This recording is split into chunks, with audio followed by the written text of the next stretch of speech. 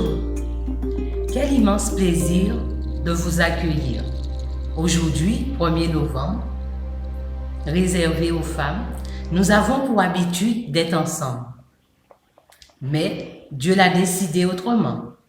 Ainsi, nous aurons plus d'auditeurs. Merci Seigneur.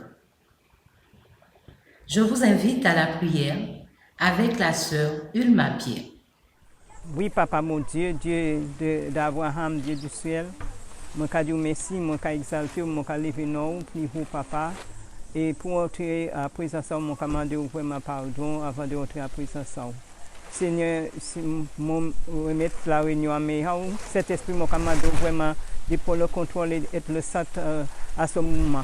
Papa, remettre les dirigeants, remettre les instruments, remettre tous les musiciens, en remettre, Seigneur, Papa, les choristes, en remettre, Papa, celui qui va porter le message, Papa, que cet esprit a vraiment prendre tout le contrôle, Papa. Et nous commandons, bon matin là, Papa, que vraiment, que tu sois glorifié, que tu sois honoré, que tu sois loué, Seigneur, parce que Papa, Papa, mon Dieu, vient pour louer, Papa, vient pour glorifier. Alors aidez-nous pour qu'il nous disposer pour louer, qu'il nous disposer pour saluer, qu'il nous disposer, Papa, mon Dieu, pour porter, pour avoir toute gloire au Papa, parce que vous digne de gloire. Papa, mon Dieu, prendre tout notre contrôle et aidez-nous, Papa, mon Dieu, pour nous payer vraiment et nous dire merci pour le beau temps que nous, Papa, mon Dieu, pour nous payer et vraiment pour nous payer vraiment être ensemble, Papa, par la foi, Papa, même si le Covid, Papa, mais par la foi que nous pouvons vraiment unis nous ensemble, Papa, pour recevoir de toi. Seigneur, que nous soyons loués, que nous soyons exaltés, moi remettre tous les instruments meilleurs, tout ça, Papa, monter qui a occupé des techniciens à meilleur, Papa, mon Dieu, que nous soyons loués, que nous soyons exaltés dans le nom de Jésus. Amen.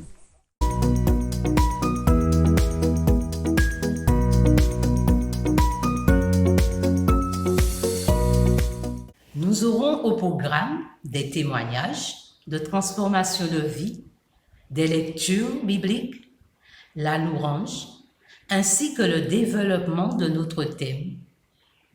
Tant que la trompette n'a pas sonné, nous avançons.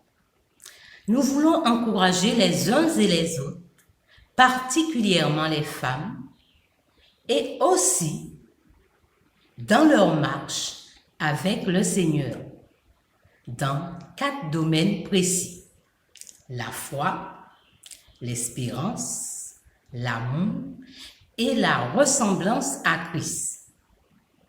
Avant de célébrer le Seigneur, prêtons attention à une lecture combinée sur la foi qui sera faite par la sœur France-Lise Liatard. Juste après, un moment de louange avec Valentine Garnier. Bonjour à tous. Bonjour les bien-aimés. Je vous salue dans le nom du Seigneur. Je vais vous lire quelques passages bibliques en rapport avec la foi. La foi est une façon de posséder ce qu'on espère. C'est un moyen d'être sûr des réalités qu'on ne voit pas. C'est parce qu'ils ont eu cette foi que les hommes des temps passés ont été approuvés par Dieu. C'est par la foi, nous comprenons que l'univers a été harmonieusement organisé par la parole de Dieu et qu'ainsi le monde visible tire son origine de l'invisible. Donc, la foi naît du message que l'on entend et ce message vient de la parole de Dieu. Bien-aimés, puisque vous avez été déclarés justes en raison de votre foi, nous sommes en paix avec Dieu grâce à notre Seigneur Jésus-Christ. Gardons les yeux fixés sur Jésus, lui qui a ouvert le chemin de la foi et qui la porte à la perfection. parce qu'il avait en vue la joie qui lui était réservée et qui a enduré la mort à la croix, en méprisant la honte attachée à un tel supplice, et désormais il siège à la droite du trône de Dieu. Seulement, lorsque le Fils de l'homme viendra, trouvera-t-il encore la foi sur la terre? Or, sans la foi, il est impossible de lui être agréable, car celui qui s'approche de Dieu doit croire qu'il existe et qu'il récompense ceux qui se tournent vers lui. Toi, bien-aimé, qui as mis ta confiance dans le Seigneur, demande au Seigneur d'augmenter ta foi, afin que tu puisses voir sa gloire dans ta vie, dans ta famille, dans le pays. Toi qui ne connais pas encore le Seigneur, tu as été invité. Crois seulement, demande au Seigneur d'ouvrir ton cœur afin que tu puisses croire et de voir après la manifestation de la foi dans ta vie, dans la famille, à travers tes collègues. Que le nom de l'Éternel soit glorifié. Amen. Alléluia, gloire à Dieu. Nous sommes heureux de vous voir ce matin. Le culte. Alléluia. Je vais vous demander de vous lever, s'il vous plaît. Merci, bienvenue. Bonjour à tous et à toutes. Bienvenue dans la présence de notre Seigneur. Notre Dieu, il est grand. Il est l'unique, le seul grand Dieu, le seul vrai Dieu. Il est là au milieu de nous. Celui qui accomplit des merveilles, il est là. Celui qui accomplit des prodiges dans nos vies, il est là. Il mérite notre adoration, nos acclamations. En ce matin, nous voulons le célébrer. Nous voulons te célébrer, Seigneur, car ton sacrifice à la croix est notre plus grand miracle. Nous voulons que ton nom soit glorifié, Seigneur. En ce jour, nous voulons nous réjouir en toi, car tu es le roi des rois, le Seigneur des seigneurs, le Dieu au-dessus de tout autre. Alléluia. Oui, prends toute la place ce matin, Père. Et nous voulons crier Hosanna. Hosanna, ce Dieu merveilleux qui prend soin de nous. Alléluia. Hosanna.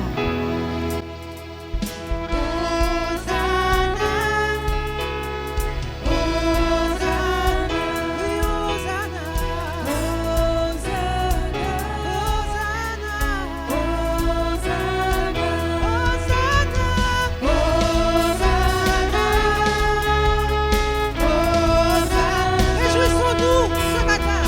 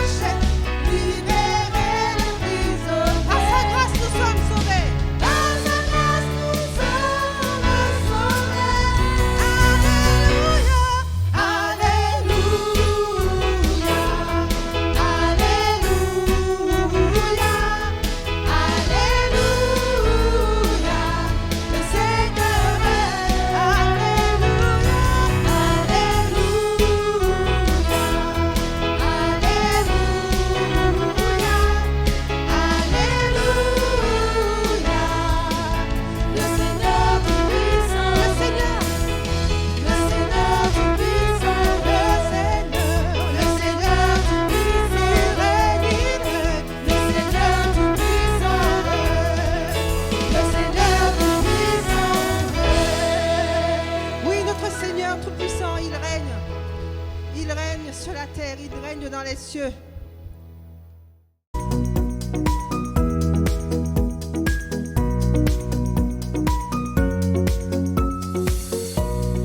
Seul Dieu peut transformer une vie.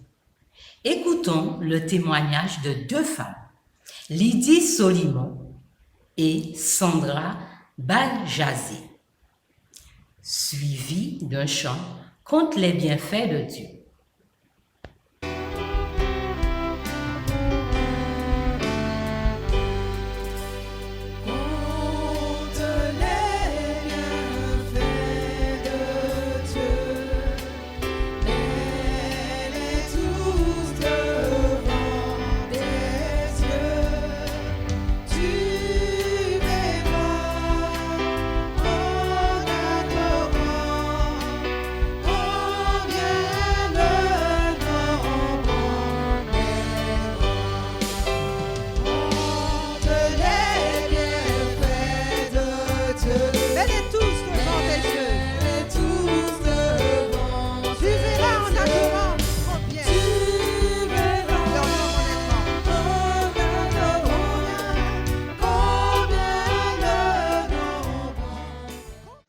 Bonjour, c'est avec joie que je partage mon témoignage avec vous aujourd'hui.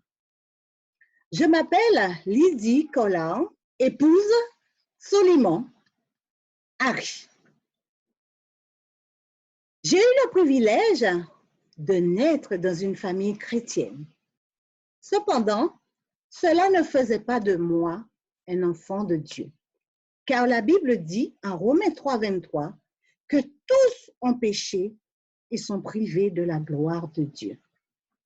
En Jean 1, 12, à tous ceux qui l'ont reçu, à ceux qui croient en son nom, il leur donne le privilège de devenir enfants de Dieu. Et en Jean 1, 29, voici l'agneau de Dieu qui ôte le péché du monde.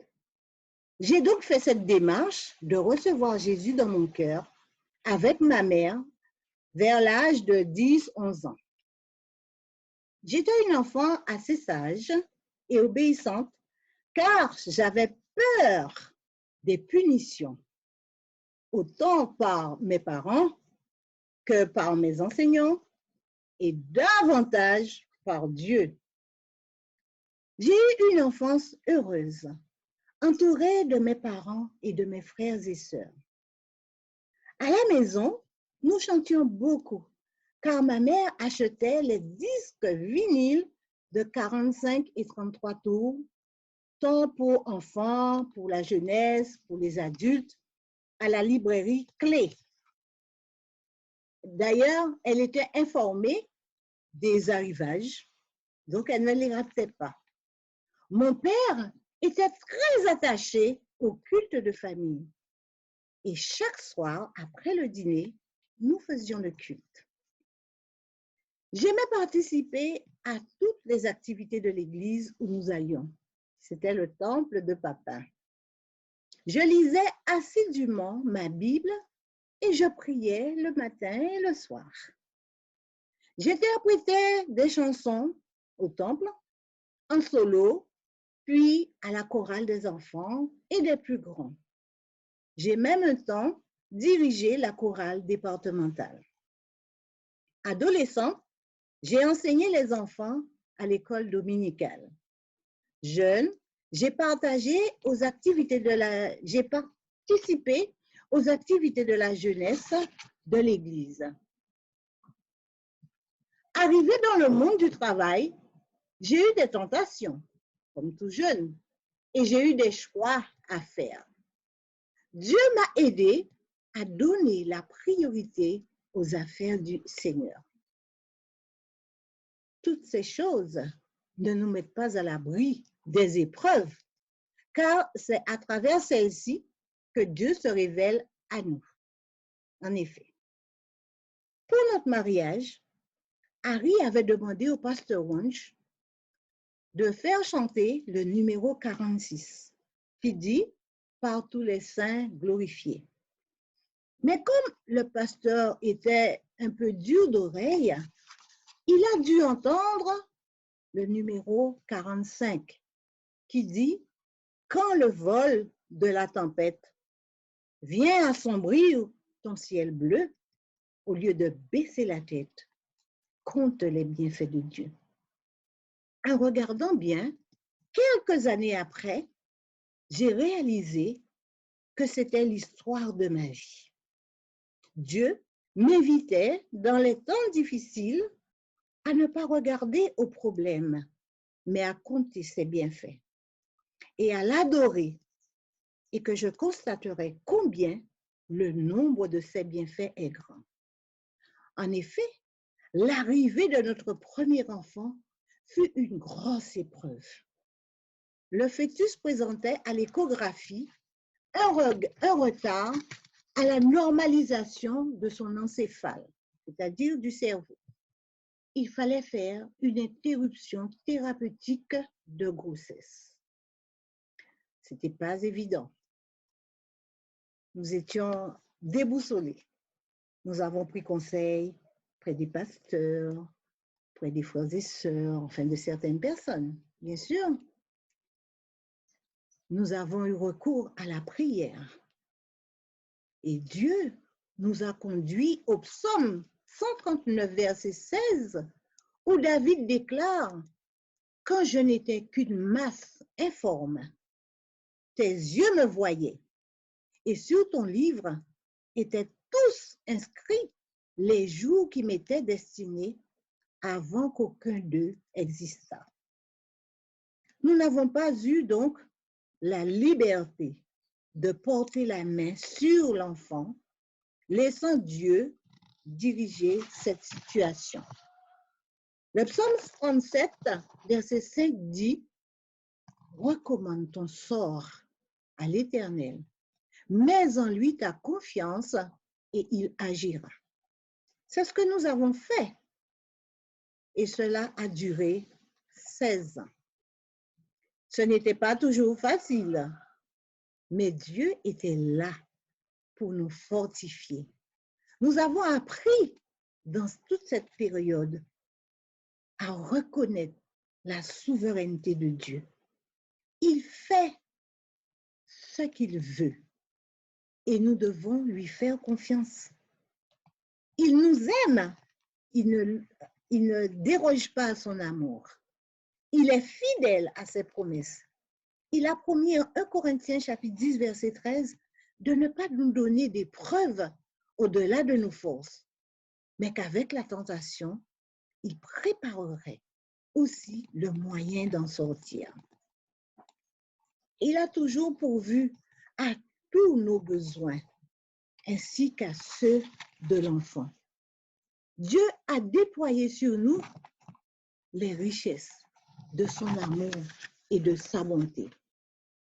J'encourage chacun qui m'écoute en ce moment à se tourner vers Jésus. Premièrement, pour le salut, si vous ne l'avez pas encore connu, il dit « Je ne mettrai pas dehors celui qui vient à moi » en Jean 6, verset 37. Et Apocalypse 3, 20, il dit « Je me tiens à la porte et je frappe. Si quelqu'un entend ma voix et ouvre la porte, j'entrerai chez lui, je souperai avec lui et lui avec moi. » Vous avez aussi besoin de Jésus, même quand vous le connaissez déjà, pour qu'il dirige votre vie. Dans les situations difficiles, il ne se trompe ni de personne, ni de situation. Je vais terminer avec le dernier couplet de ce chant, Quand le vol de la tempête, qui dit « Bénis donc, bénis sans cesse ce Père qui chaque jour répand sur toi la richesse de son merveilleux amour. » En effet, quand nous avons des difficultés, bénissons le Seigneur. Il se plaît au milieu des louanges de son peuple. Quand nous bénissons le Seigneur, la bénédiction descend. Amen. Merci de m'avoir écouté.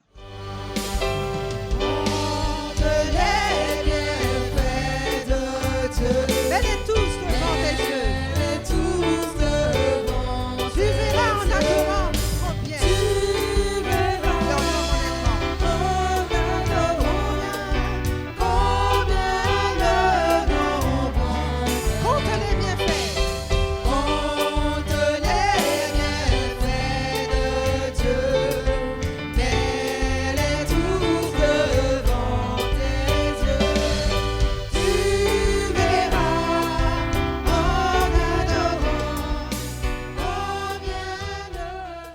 Bonjour à toutes et à tous.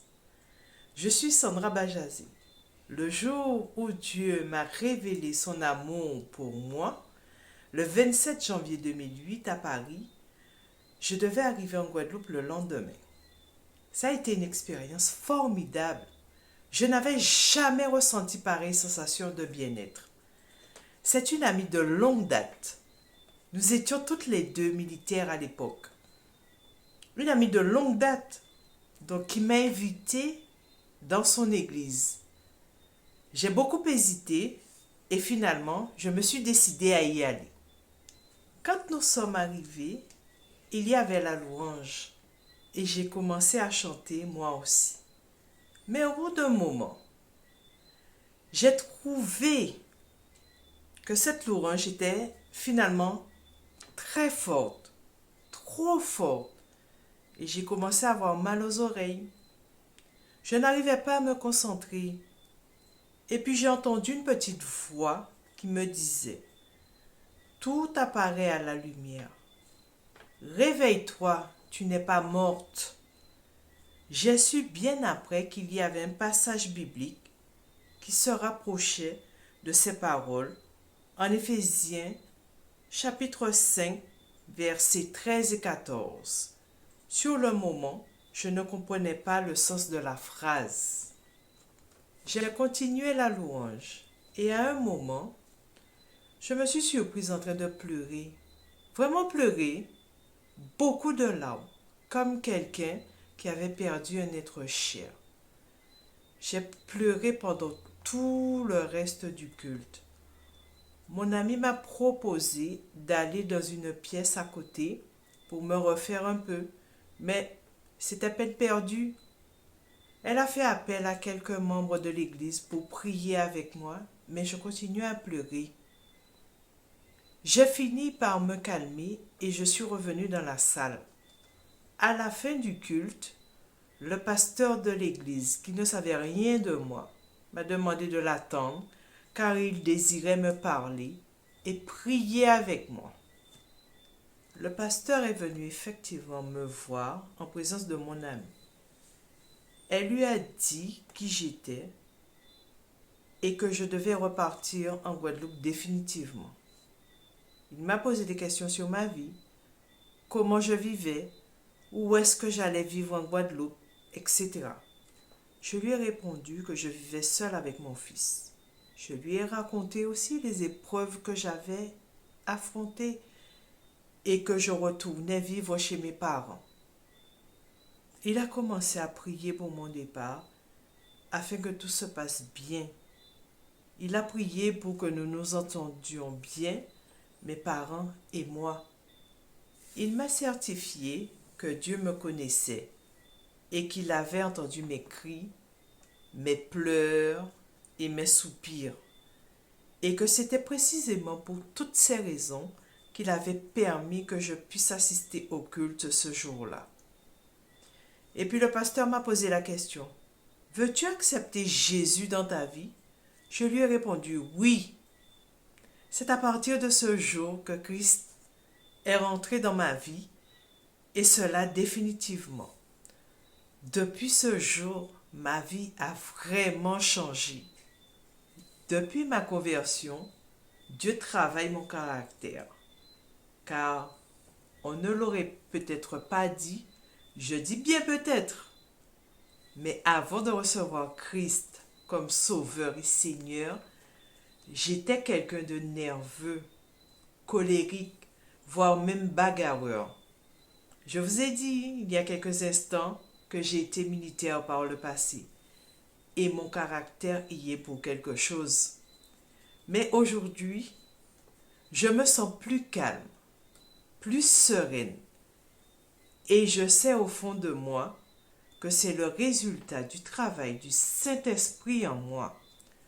Je ne suis pas encore parfaite, mais j'aspire à la perfection de Christ et je lui suis profondément reconnaissante de tout ce qu'il a fait pour moi. Le Seigneur a fait de moi sa fille chérie. Il a pardonné mes péchés et m'a donné la vie éternelle. Et il m'a donné un travail Il m'a donné un époux formidable et il m'a confié un ministère parmi les jeunes de mon église et un autre au sein de la chorale régionale comme chantre. Et il m'a donné aussi une famille formidable en Christ. J'ai beaucoup d'amis parmi les filles du Seigneur. Je ne cesserai jamais de glorifier Dieu, car dans les épreuves, il me rappelle toujours que c'est lui qui m'a sorti de la fosse et que donc je peux compter sur lui à tout moment. Je vous encourage, mes sœurs, et vous, mes frères aussi, qui m'écoutez, je vous encourage à faire confiance à Dieu dans tout et pour tout. Soyez bénis.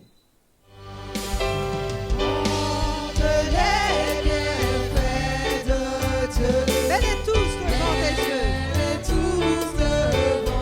Tu verras en adorant combien.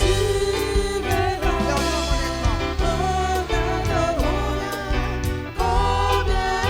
honnêtement. Compte les bienfaits.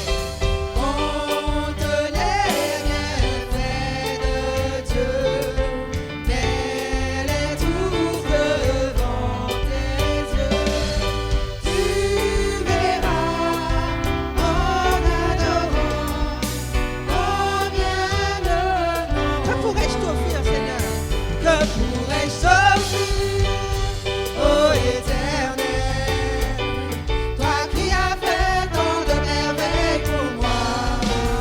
Que pourrais-je t'offrir, ô Jésus, toi qui as fait tant de merveilles? Que pourrais-je t'offrir? Que pourrais-je t'offrir, ô Éternel, toi qui as fait tant de merveilles pour moi? Que pourrais-je t'offrir, ô Jésus, toi qui as fait tant de merveilles pour moi? Reçois ma louange. Reçois, Seigneur, reçois, Seigneur, reçois ma louange. Reçois, Seigneur, reçois, Seigneur, reçois ma louange. Reçois, Seigneur. Reçois, Seigneur, reçois, Seigneur, reçois ma louange. Que pourrais-je t'offrir? Que pourrais-je t'offrir, ô Éternel, toi qui as fait tant de merveilles pour moi? Que pourrais-je t'offrir, ô Jésus, toi qui as fait tant de merveilles pour moi? Reçois, Seigneur. Reçois, Seigneur, reçois, Seigneur, reçois ma louange. Reçois, Seigneur. Reçois, Seigneur, reçois, Seigneur, reçois ma louange. Compte les bienfaits. Compte les bienfaits de Dieu, elle est tout devant tes yeux. Tu verras en adorant combien le nombre est. Corinne Nisus, Sylviane Benoé vont nous faire une lecture biblique. 1 Corinthiens 13. Éphésiens 5 et Éphésiens 6. Écoutons-les. Et tout de suite après, un chant, Grand Dieu, nous te bénissons. En effet, supposons que je parle les langues des hommes, et même celles des anges. Si je n'ai pas l'amour, je ne suis rien de plus qu'une trompette claironnante ou une cymbale bruyante. Supposons que j'ai le don de prophétie, et que je comprenne tous les mystères, et que je possède toute la connaissance. Supposons même que j'ai dans toute sa plénitude la foi qui peut transporter les montagnes. Si je n'ai pas l'amour, je ne suis rien. Si même je sacrifiais tous mes biens et jusqu'à ma vie pour aider les autres, au point de pouvoir m'en vanter, si je n'ai pas l'amour, cela ne me sert de rien. Femmes, soyez soumises à vos maris comme au Seigneur, car le mari est le chef de la femme, comme Christ est le chef de l'Église, qui est son corps et dont il est le sauveur. Or, de même que l'Église est soumise à Christ, les femmes aussi doivent l'être à leur mari en toutes choses. L'amour est patient, il est plein de bonté, l'amour. Il n'est pas envieux, il ne cherche pas à se faire valoir, il ne s'enfle pas d'orgueil, il ne fait rien d'inconvenant, il ne cherche pas son propre intérêt, il ne s'aigrit pas contre les autres, il ne trame pas le mal. L'injustice l'attriste, la vérité le réjouit. En toute occasion, il pardonne, il fait confiance, il espère, il persévère. Marie, aimez vos femmes comme Christ a aimé l'Église et s'est livré lui-même pour elle, afin de la sanctifier par la parole, après l'avoir purifiée par le baptême d'eau, afin de faire paraître devant lui cette Église glorieuse, sans tache, ni ride, ni rien de semblable, mais sainte et irrépréhensible. Verset 28. C'est ainsi que les maris doivent aimer leurs femmes comme leur propre corps. Celui qui aime sa femme s'aime lui-même. L'amour n'a pas de fin. Les prophéties cesseront. Les langues inconnues prendront fin et la connaissance particulière cessera. Notre connaissance est partielle et partielles sont nos prophéties. Mais le jour où la perfection apparaîtra, ce qui est partiel cessera. Vous, enfants, obéissez à vos parents à cause du Seigneur, car c'est là ce qui est juste. Honore ton père et ta mère, c'est le premier commandement auquel une promesse est rattachée pour que tu sois heureux et que tu jouisses d'une longue vie sur terre. Lorsque j'étais enfant, je parlais comme un enfant. Je pensais et je raisonnais en enfant. Une fois devenu homme, je me suis défait de ce qui est propre à l'enfant. Vous, pères, n'exaspérez pas vos enfants, mais élevez-les en les éduquant et en les conseillant d'une manière conforme à la volonté du Seigneur. Aujourd'hui, certes, nous ne voyons que d'une manière indirecte, comme dans un miroir. Alors nous verrons directement, dans le temps présent, je connais d'une manière partielle, mais alors je connaîtrai comme Dieu me connaît. En somme, 3 choses demeurent, la foi, l'espérance et l'amour. Mais la plus grande d'entre elles, c'est l'amour. Merci Seigneur.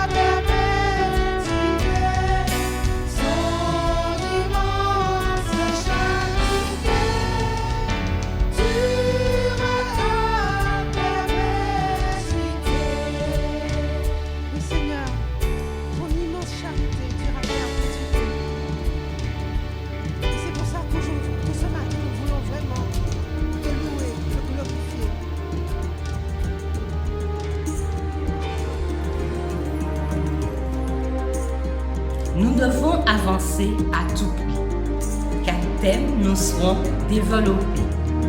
La foi avec Micheline Nardin, l'espérance, Gladys Louis Juste, l'amour, Franciane Robert,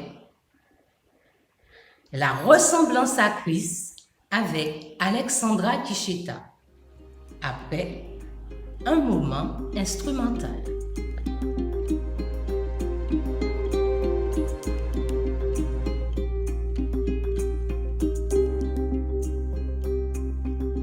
Salutations fraternelles à toutes et à tous. Lisons ensemble dans l'épître de 1 Jean, le chapitre 5 et le verset 4. Il est dit, parce que tout ce qui est né de Dieu triomphe du monde. Et la victoire qui triomphe du monde, c'est notre foi. Ici, l'apôtre Jean intervient pour nous délivrer un message fort. Il dit que celui qui reçoit la nature divine de Dieu, de même que celui qui croit que Jésus est le Christ, il est victorieux et il peut vaincre le monde. Donc, ce qui nous rend vainqueurs du monde, c'est notre foi. Il affirme que notre foi est un moteur essentiel à notre victoire. Aussi, l'apôtre s'associe avec l'épître aux Hébreux qui déclare, Hébreux 11, les versets 1 et 6.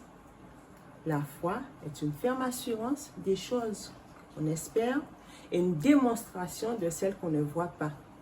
Le verset 6, or sans la foi, il est impossible de lui être agréable, car il faut que celui qui s'approche de Dieu croit que Dieu existe et qu'il est le rémunérateur de ceux qui le cherchent. Nous comprenons que vaincre et triompher du monde nous est impossible sans la foi, puisqu'il faut une approche de Dieu et croire que Dieu existe. L'action de s'approcher de Dieu ne vient pas d'un quelconque sentiment humain, mais c'est l'œuvre du Père qui attire et qui déclenche.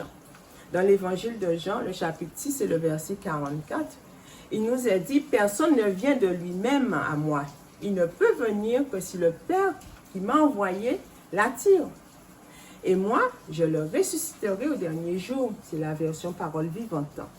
Romains 10 aussi, le verset 17 nous dit, donc la foi naît lorsqu'on entend prêcher l'évangile et le message qui suscite la foi, c'est celui qui, sur l'ordre du Christ, s'appuie sur sa parole et sur sa venue.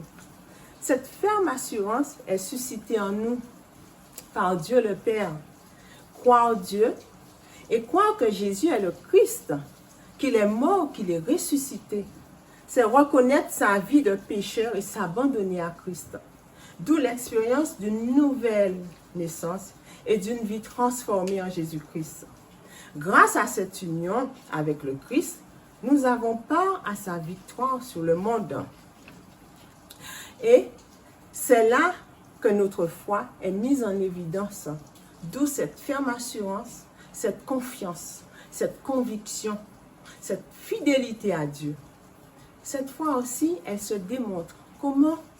Par le témoignage d'une vie qui aime Dieu et qui aime son prochain, qui se soumet, qui obéit, qui s'humilie, qui se consacre, qui s'enracine, qui se bétonne. Une vie qui se forge dans l'épreuve. Une vie qui encourage et motive l'autre. Qui s'engage, qui communique, qui annonce, qui proclame la bonne nouvelle de l'Évangile. Salut par grâce en Jésus-Christ, grâce imméritée. C'est l'implication d'une vie totale à la loi divine de Dieu, car elle conduit à un succès glorieux qui implique la défaite de l'ennemi. Dans cette affirmation de l'apôtre Jean, il nous fortifie, il nous conforte, il nous encourage à tenir bon, à tenir ferme dans notre foi, à tenir nos lampes prêtes, d'où l'instant où le signal sera donné. Il veut faire naître en nous le courage de nous revêtir et de saisir par-dessus tout le bouclier de la foi, avec lequel nous pourrons éteindre tous les traits enflammés du malin. C'est ce que nous dit Éphésiens 6, le verset 16. Oui, ces paroles nous sécurisent et nous donnent d'être consolés devant un monde si troublé, si confus, un monde désespéré et qui s'écroule de jour en jour. Il veut attiser et ranimer en nous le feu de la victoire. Puisqu'en Jésus-Christ, nous avons l'espérance de la gloire. Alors, laissons le Dieu des armées, laissons le Rédempteur de notre foi, laissons le Consolateur, l'Esprit Saint, tirer en nous le meilleur pour sa gloire et laissons-lui toute la place pour nous conduire vers cette route nouvelle de l'excellence. Soyons encouragés et que le nom du Seigneur soit béni.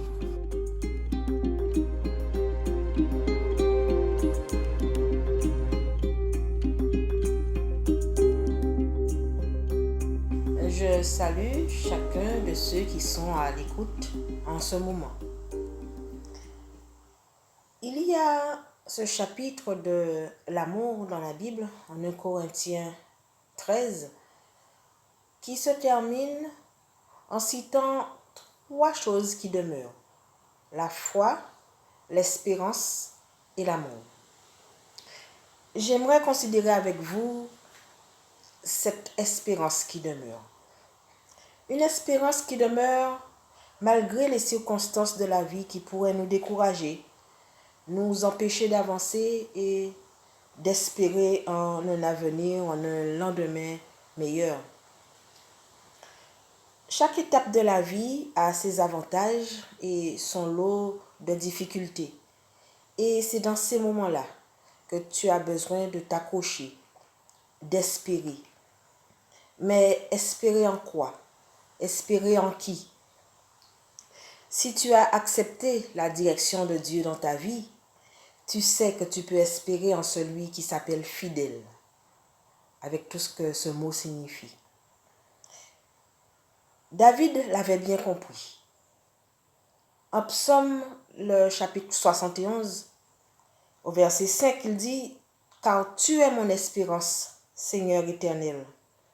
En toi, je me confie dès mon jeune âge. » En effet, espérer en Dieu, cela peut être l'affaire de tous, jeunes et vieux. Michée, le prophète, disait aussi au chapitre 7 de son livre, au verset 7, « Pour moi, je regarderai vers l'Éternel. Je mettrai mon espérance dans le Dieu de mon salut. Mon Dieu m'exaucera. » C'est une chose que d'espérer en Dieu. Mais c'est tout aussi important de rester ferme dans cette espérance. Paul a félicité les Thessaloniciens de la fermeté de leur espérance en Jésus-Christ. Tu passes différentes situations dans ta vie. Tu es jeune, les études, la préparation d'un avenir professionnel, le parcours n'est pas toujours facile. Tu cherches un emploi stable et ce n'est pas non plus si évident que cela. Tu as un travail, mais les relations avec les collègues, avec les chefs, ce n'est pas toujours les meilleurs. Tu as une santé fragile, une maladie qui t'accable, un cancer peut-être qui te ronge. Tu es célibataire ou divorcé, veuve, tu es une personne âgée et seule chez toi. Et cette solitude te pèse. Les relations avec les membres de la famille, frères et sœurs, ne sont pas toujours ce que tu souhaiterais. Il y a sans doute des tensions dans le foyer avec le conjoint, avec les enfants. Et je ne m'étendrai pas sur les conditions sanitaires, sociales et économiques qui font l'actualité aujourd'hui. Tu connais l'histoire de Job. et comment il a perdu tout ce qui lui était cher. Dans sa misère, Job a déclaré « Mes jours s'évanouissent, point d'espérance ». Job chapitre 7, le verset 6. Mais vous connaissez la suite de l'histoire. Et à bien regarder, avec Dieu, il n'y avait aucunement lieu de désespérer. Tu as le droit de crier à Dieu dans ta misère. Il entend les cris de ses enfants. Mais tu dois rester ferme dans ton espérance en lui. C'est-à-dire attendre de Dieu avec patience et confiance le meilleur qu'il a pour toi. En effet, le projet de Dieu est de te donner un avenir et une espérance. Jérémie 29, le verset 11. Il y a quelque chose de rassurant, une bonne nouvelle, c'est que cette espérance sera récompensée parce qu'elle est en Christ. Il a promis de revenir pour prendre avec lui ceux qui sont sauvés. Parce que, laisse-moi te dire que si c'est dans cette vie seulement que tu espères, comme le disait Paul aux Corinthiens, si c'est dans cette vie seulement que nous espérons, nous sommes les plus malheureux de tous les hommes, les plus malheureuses de toutes les femmes. 1 Corinthiens 15, verset 19. Le retour du Seigneur est une promesse certaine. Tu peux penser qu'il tarde à venir, mais cette promesse s'accomplira tôt ou tard. Sois prêt, sois prête. Et quand le Seigneur reviendra, rappelle-toi, il essuiera toute larme de tes yeux. Apocalypse 21, verset 4. Si tu n'as pas encore fait l'expérience de la vie de Dieu en toi, je t'invite à croire au Seigneur Jésus, afin de découvrir la vraie espérance en lui. Pour toi qui crois déjà en Jésus pour ton salut, je t'encourage à avancer, même à contre-courant. Persévère et reste ferme dans ton espérance en Dieu jusqu'à ce qu'il vienne. Et que cette espérance te pousse à te réjouir en lui, à le remercier et à le louer. Ensemble, faisons cette prière avec le psalmiste au psaume 33, verset 22. Éternel, que ta grâce soit sur nous, comme nous espérons en toi.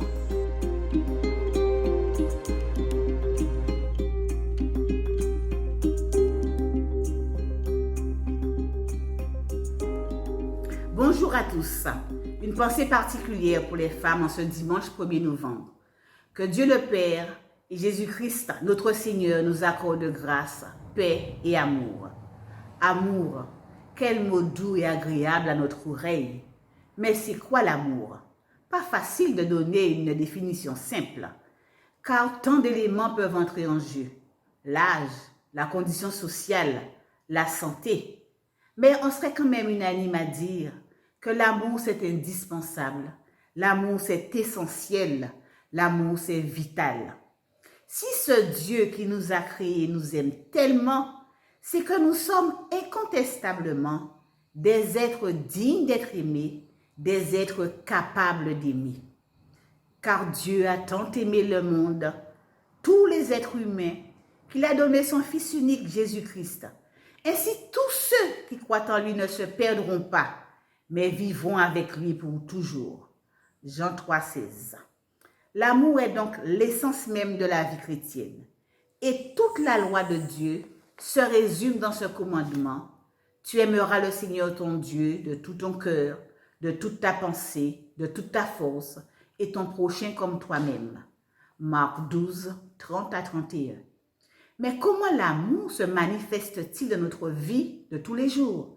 Une réponse claire, certaine, dans 1 Corinthiens 13, 4 à 9.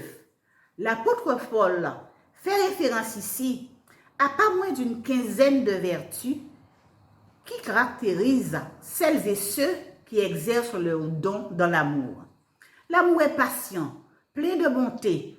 L'amour n'est point envieux, ne se vante pas, ne se gonfle pas d'orgueil, ne fait rien de honteux, ne cherche point son intérêt, ne s'aigrit pas contre les autres, ne se souvient pas du mal, ne se réjouit pas de l'injustice, mais se réjouit de la vérité. L'amour ne divulgue pas inutilement les manquements des autres. L'amour fait confiance, l'amour espère tout, l'amour supporte tout, il persévère. Et pour couronner le tout, l'amour n'aura pas de fin.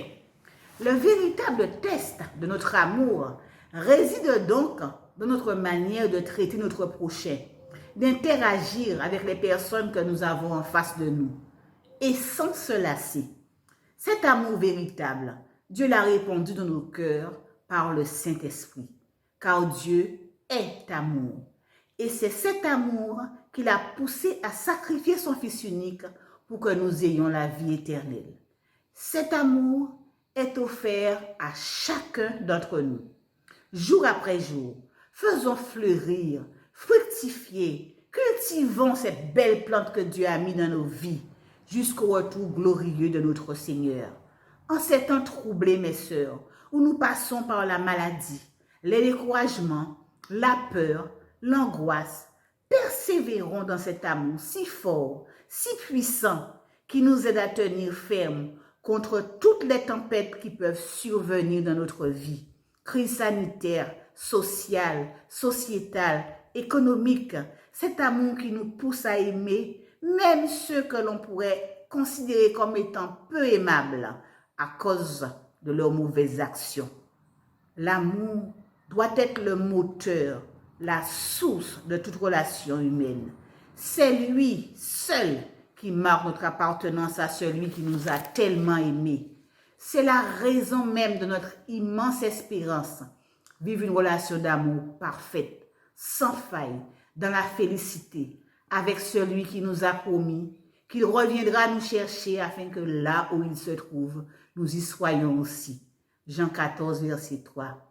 Bien-aimées sœurs, tout autant que la trompette n'a pas sonné, tout autant que notre pèlerinage terrestre n'est pas terminé, persévérons face aux défis de la vie. Des difficultés, il y en a eu, il y en aura certainement encore. Attachons donc nos cœurs à vivre dans cet amour. Résistons aux influences négatives. Ne nous laissons pas gagner par le découragement. Persévérons, car contrairement aux autres dons, l'amour, c'est le seul qui ne cessera jamais. Mes sœurs, avançons donc, en dépit des difficultés ici-bas, avec assurance vers ce moment merveilleux où notre Dieu nous accueillera par ses mots. C'est bien maintenant, ma fille, entre dans la joie de ton Père. Et toi, ami qui nous écoute ce matin, cet amour est aussi pour toi. Si tu veux le connaître, alors d'un cœur sincère, approche-toi de celui qui t'a tellement aimé, Jésus-Christ, et donne-lui ton cœur. Bon dimanche à tous et que la grâce et l'amour de Dieu nous accompagnent.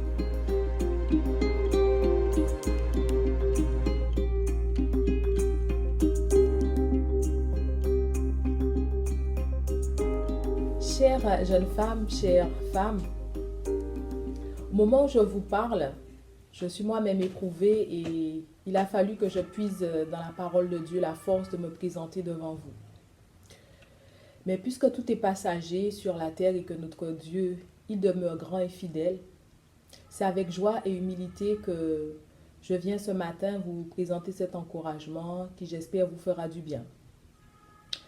Galates, le chapitre 6 au verset 9 déclare « Ne nous lassons pas de faire le bien, car nous moissonnerons au temps convenable si nous ne nous relâchons pas. » Cette exhortation à faire le bien continuellement est accompagnée de la promesse que Dieu nous fera grâce et nous récolterons les fruits au temps voulu par Dieu. Nous pourrons aussi la reformuler en disant « Tant que la trompette n'a pas encore sonné, nous avançons. » Si nous avons ce besoin légitime d'être encouragés à poursuivre notre marche, Dans ce cas, existerait-il des freins ou des embûches, des obstacles qui se présentent devant nous? Par ailleurs, qu'est-ce qui nous motive dans notre marche et vers quoi avançons-nous?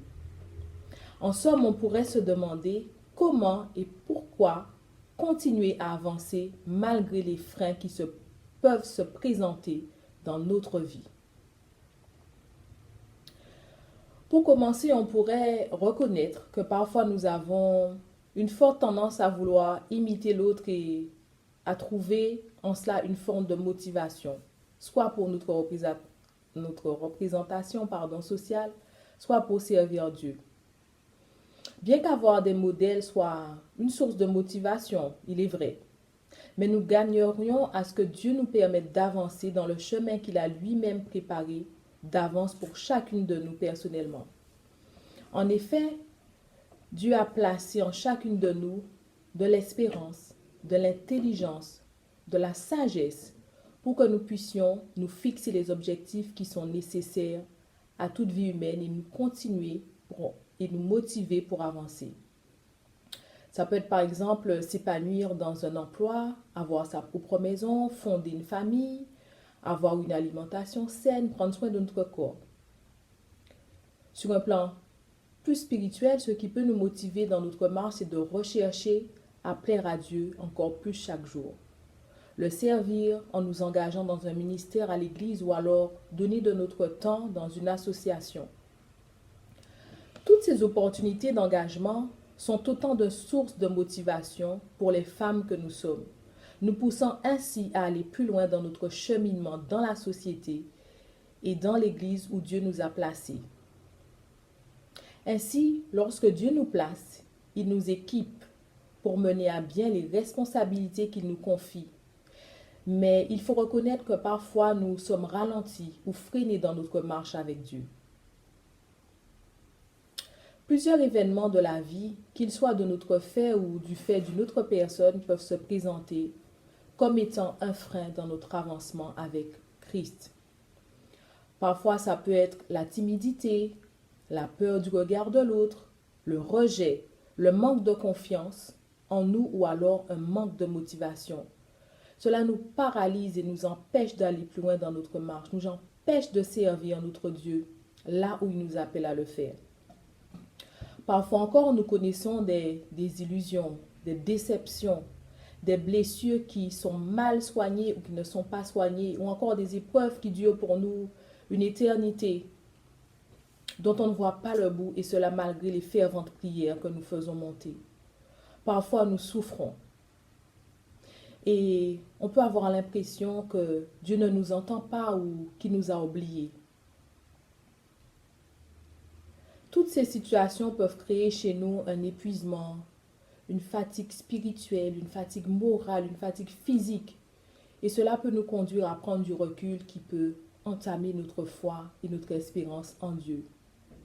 On constate alors progressivement une prise de recul par rapport à l'Église, l'abandon des engagements que nous avions à l'Église, voire même de la distance dans notre relation personnelle avec notre Père céleste. Ces freins sont toutes ces épreuves et ces états que nous traversons dans notre parcours avec Dieu.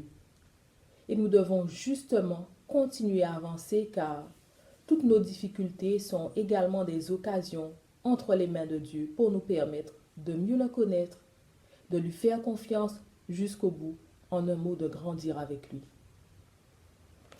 Dans ce cas, comment devons-nous faire pour continuer à avancer malgré tout?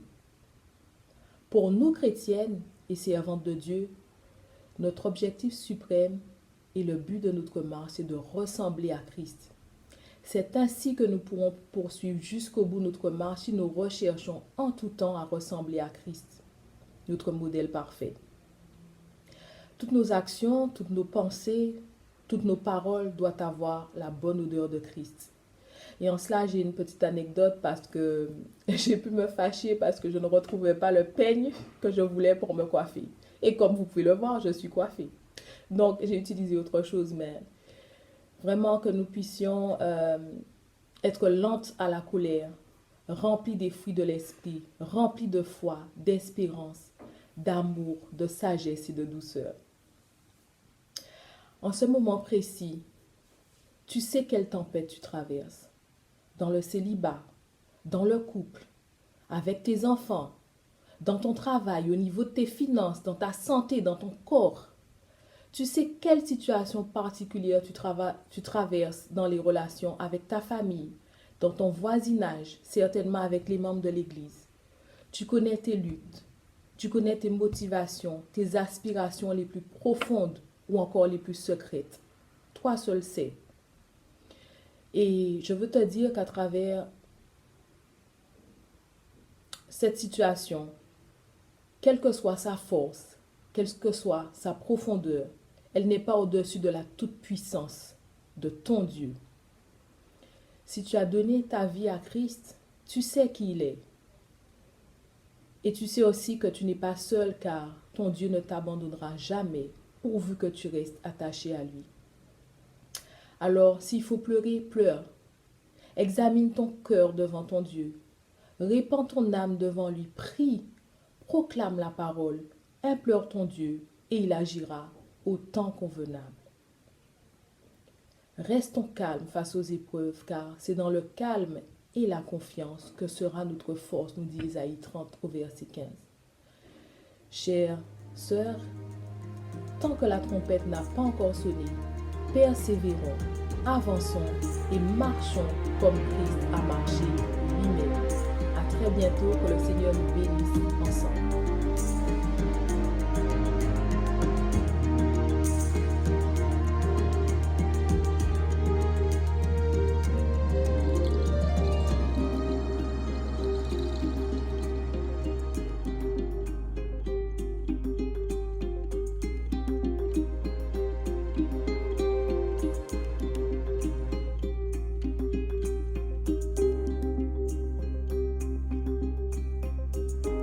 J'espère que vous avez passé un bon moment et que vous avez été richement bénis. Alors, avançons à tout prix. Merci de votre écoute. Bye bye, à bientôt. Prions le Seigneur. Je te glorifie, ô Éternel, ton grand nom, pour ton saint nom. Je te glorifie car tu es fidèle et tu es bon. Merci Seigneur pour ce moment agréablement passé en ta présence. Ta parole déclare qu'un moment avec toi vaut mieux que 1000 ailleurs. Je te glorifie et te remercie également pour chaque intervenant auquel, Seigneur mon Dieu, qui a préparé ce programme. Merci de les bénir richement. Éternel, ta parole déclare en Jean 15, parmi les premiers versets, il est dit que tu es le sceptre et nous sommes les sarments. La parole déclare que sans toi, nous ne pouvons rien faire. Tu connais les circonstances dans lesquelles nous vivons. Le temps est difficile, Seigneur, et sans toi, sans ton aide, sans ton assistance, nous ne pouvons rien faire. Alors c'est pourquoi je crie, je fais appel à toi, Seigneur, afin que tu viennes dans ta grâce, dans ta miséricorde, nous inonder de ta paix, de ta présence, de ta force, pour que nous puissions avancer avec toi dans la foi, dans l'amour, même à contre-courant, Seigneur. Que nous puissions persévérer jusqu'au bout pour ta seule et unique gloire. Je veux te prier en cet instant aussi, Seigneur, pour chaque femme, Seigneur mon Dieu, qui n'ont pas encore accepté Christ dans leur cœur comme leur sauveur personnel. Elles ont besoin aussi de ta grâce. Alors, veuille toucher leur cœur à salut. Que tu puisses encore les aider, Seigneur, dans ces moments difficiles, à te connaître et à savoir que tu es celui qui peut vraiment leur donner, Seigneur, le courage qui peut encore les sauver et les faire demeurer dans ta présence.